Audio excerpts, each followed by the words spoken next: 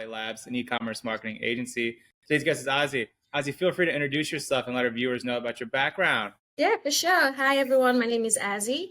I'm originally from Nigeria, but I'm based in Ontario, Canada. And I'm here to discuss myself and my business. My business is called ZeeStore. So that's ZEE and then store STORE.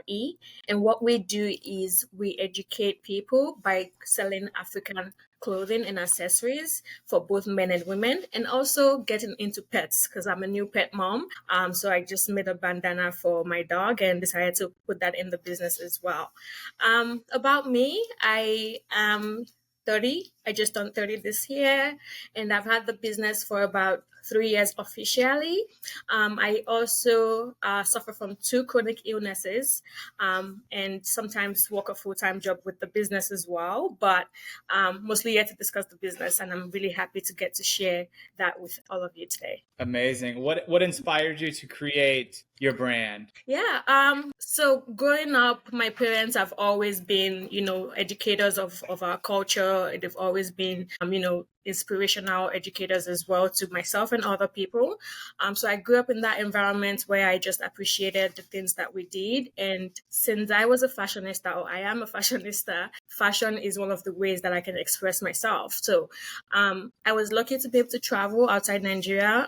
Started traveling as young as 7 years old and lived in different countries, different continents. I've lived in Asia, here in North America right now. And every time I travel, I just take my clothes, like my cultural clothes with me. And everyone always seems to love them. There's no time that I wear something somewhere and everyone is like, oh my God, I love what you're wearing. I love the colors. This is great. Where is it from? And that has always been a constant. And that just also just made me appreciate the culture a bit more. So when I moved to Canada, I moved in as a student and, same thing happened. I'm going to church, I'm going to school, I'm going to work. Everyone loves what I'm wearing. I'm like, you know what? It would be good to, bring up more of this into, the culture here. And Canada, I love Canada, don't get me wrong, but we're very not colorful, if that's the way to express it. Everyone is wearing gray and black and white, and, that's just it. People are in for the colors. So I was really excited to bring that in here. And it's been good mostly. Like we do some pop-up markets here and there, and we have people come and stop by and just appreciate what they're seeing. But basically, that's the brief idea of, what inspired me to start the business, just trying to share my appreciation for my culture with the world. Amazing. Are you just selling in Canada at the moment? No, physically, yes. But if you order on our website, we do ship worldwide. Great. Who is your ideal target audience? So I have 2 ideal target audiences. The first one would be Africans in the diaspora. So people like myself that, are not living at home, but still want to be connected to home. So that would be number one. And that also includes African Americans. Like, yes, they were not born in Africa, but they still have that part in them. And some of them do want to connect to the motherland as well. So that's target audience number 1. Target audience number 2 is just for the general public who has an interest in culture in general, not just African culture. It could be Asian culture. You could be, Indian culture, African culture. So anyone that has that interest, that has that appreciation and wants to, connect somehow through us are also part of the target audience that I go for. Great. What makes you different, or shall I say better than some of your competitors? Yeah. So for me, I would say a lot of my competitors might be into this just for the money. And honestly, I don't think I've made any profit since I started, but I do this because I love it. That passion has always been there. It would always be there. It will always be there. Whether I'm not feeling good, whether I have a full-time job, whatever the situation is, this is always on my mind. I just want to push that, I just have that appreciation for it in general. So that's number 1. Number 2 is I try to make sure that our prices are a good fit for everyone. So basically, as of right now, everything listed on the website is under $100. And I know that most of my competitors are going in the $200 range, $300 range, but I try to make sure that, they are affordable, especially for people that are new to it and just trying to connect. It's a lot to want to spend $300 on, a dress that you might only wear once in a year, right? So I make sure that that's something I work. It's not the easiest, but that's something that, I'm hoping to keep going moving forward. So those are the 2 things that I would say makes us different from others. Great. What are your best-selling products? Yeah.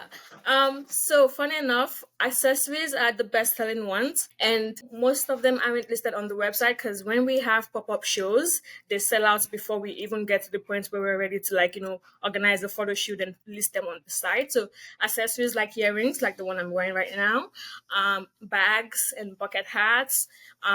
We also have crossbody bags for men as well. I would say those are the top selling items. But when it comes to clothes, for clothes on the website, it's usually the one size items that sell the most. So something like what I'm wearing right now fits anybody of any size. So I've realized that a lot of people like that comfort and not having to worry about, am I an extra small or am I an extra large? So big one size clothes and accessories are our best selling items. Great. What is your future plan for yourself and the brand? Oh, that's a wonderful question.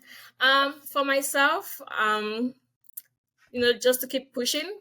Honestly, it's not the easiest when you run a business. I'm sure other business owners can relate. But I just plan to keep pushing, and hopefully, one day we get to where we need to be. And then for the business, just to keep expanding, to keep educating people. So I have a blog on the website as well that I release twice a month on the 15th of the month and on the last day of the month that educates people about, African clothing or just clothing in general. So tips and do's and don'ts. So we plan to keep that up. So that way it's not just about the clothes or the accessories or money. It's about educating you as well. And it's a good it's a good place to start so that you don't have to travel all the way down to see, what you can connect to.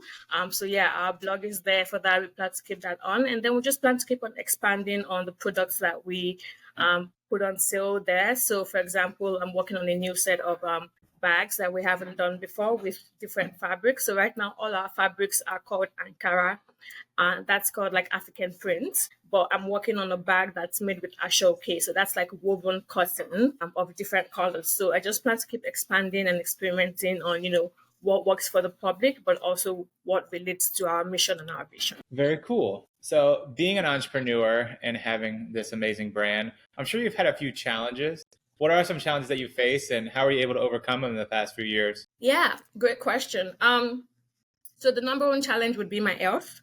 I do have something called sickle cell disease and also suffer from chronic pain.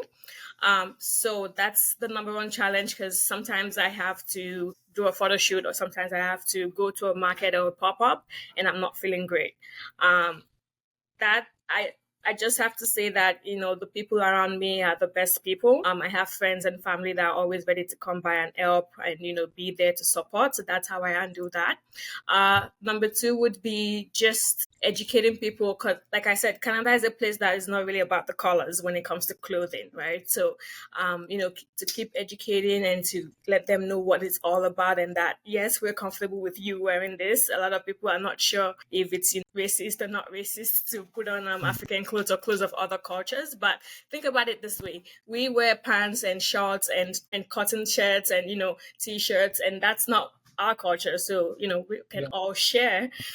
So yeah, I'm just trying to educate people that it's okay as long as you do it right and you're not appropriating the culture wrongly. That's fine. So it's been a challenge for people to be able to accept that in this age and day.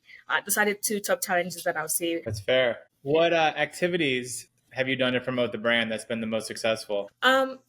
It would be showing up physically to like pop-up events. So for example, this weekend there's an event in London, Ontario. It's called Island Fest. Basically it's a festival like showcasing the Caribbean culture and Caribbean food. So there's going to be performers, music, dances, food, clothes from both Caribbean artists and vendors as well as African artists or vendors because we're basically kind of the same, intertwined.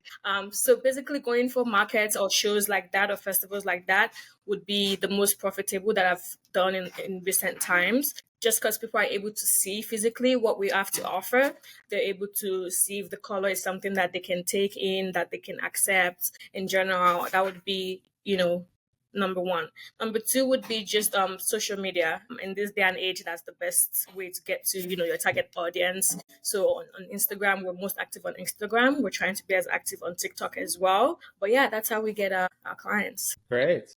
What piece of advice can you give an entrepreneur that's looking to start an e-commerce brand here in 2024? Great question. So for me, I would say if you're looking to start a brand, the priority should be that you have a passion for whatever you start. Don't start because everyone is doing it. Don't start because you're trying to make money. I mean, yes, that would be a reason, and hopefully you get to that point, but that should not be your motivation for starting, because it's going to be hard. There are times where you would want to give up, and the passion would be the only thing that keeps you going. So, yeah, make sure that it's something you're passionate about. That's the first thing I would say. The best thing I would say about what you need to do or why you should start a brand. Sad. That's amazing advice. If you're not passionate, then what are you doing, right? Yeah, So exactly. I really appreciate you coming on today and sharing your story. Is there anything that you want our listeners to know that I haven't asked you? Well, not much. I'm just happy to share my story, and I hope that people check us out with our website and check us out on Instagram as well. We're open to replying messages. If you have any questions, check out the blog. If you want us to write on anything that you want more experience with or you want to understand, feel free to come to our DMs. We're open. Definitely. Well, thank you so much for coming on, and thank you for your time today. Thank you very much, Stephen. I appreciate it.